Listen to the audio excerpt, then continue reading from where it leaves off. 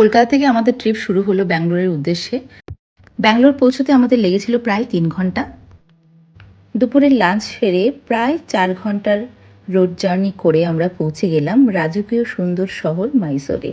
প্যালেসে প্রবেশ করে প্রথমেই দেখতে পেলাম সারিবদ্ধ কামান, রাজপ্রাসাদের অসাধারণ আর্কিটেকচার, আলোকসজ্জা আর রয়্যাল ফিলিং পুরো ট্রিপের শুরুতেই আমাদের মন জয় করে নিল।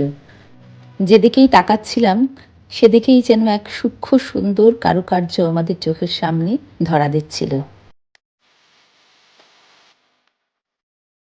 এই প্যালেসে রয়েছে 3টে হল: কল্যাণা মান্টাপা হল, যেখানে বিয়ে অনুষ্ঠান হয়; আম্বাবিলাস বা প্রাইভেট দরবার হল; আরেকটা পাবলিক দরবার হল, যেখানে জনগণের সামনে এসে রাজামশাই দাঁড়ান।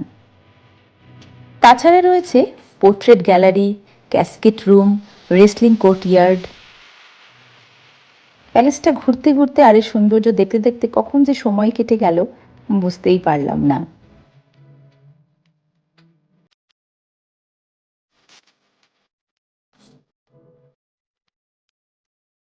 রাতের আলোয় ঝলমলে মাইসোর প্যালেস দেখতে সত্যিই অসাধারণ লাগছিল। প্যালেস ঘুরে আমরা চলে এলাম আমাদের হোটেলে। আমাদের হোটেলের রুমটাও ছিল বেশ সুন্দর, ছিমছাম। তাই ঝটপট রাতের ডিনারটা সেরে একদম রেস্ট নিতে চলে গেলাম, কারণ পরদিন সকালবেলায় আবার আমাদের বেরোতে হবে। পরদিন সকালবেলা চলে এলাম আমরা চামুণ্ডি হিলে মা চামুণ্ডেশ্বরী মন্দির দর্শন করতে।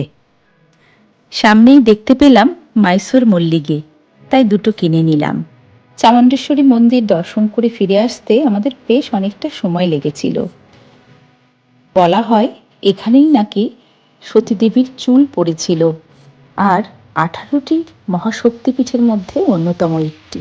এই জায়গাটা নাকি ভীষণ পবিত্র, আর বলা হয় এখানেই নাকি মহিষাসুরের বধ করা হয়েছিল।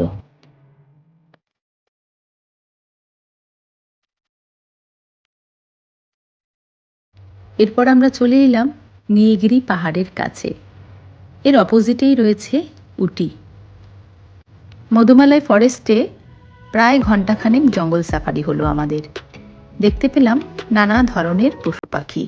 এ ফরেস্টের হাতি খুব ফেমাস, কিন্তু দুর্ভাগ্যবশত আমাদের সেটা নজরে এলো না। কর্ণাটকার বন্দিপুর ফরেস্ট এবং তামিলনাড়ুর মধুমালাই ফরেস্ট অতিক্রম করে প্রায় 4 ঘন্টার জার্নি শেষ করে আমরা পৌঁছে গেলাম আমাদের পরবর্তী ডেস্টিনেশন উটিতে। এবার উটি ঘোরার পালা।